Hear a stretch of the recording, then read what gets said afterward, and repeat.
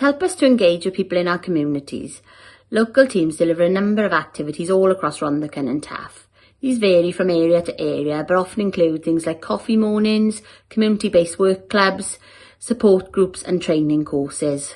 Alongside these activities, a number of our projects run all throughout the year, including our Digital Friday sessions, which currently run between 10 and 12 every Friday.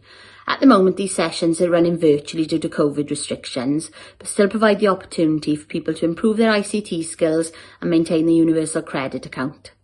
Another of our projects is our leisure project run in partnership with RCT Leisure Services.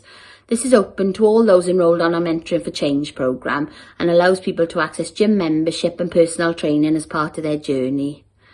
To support people's mental health, we support Valley Steps, who offer a rolling programme all across RCT of stress control and mindfulness courses. These sessions are available for people to drop into and are run in local community buildings. Our Adult Education Training programme offers a wide variety of training opportunities for people to access. These range from basic maths and English through to accredited training linked to employers with guaranteed interview at the end of the course.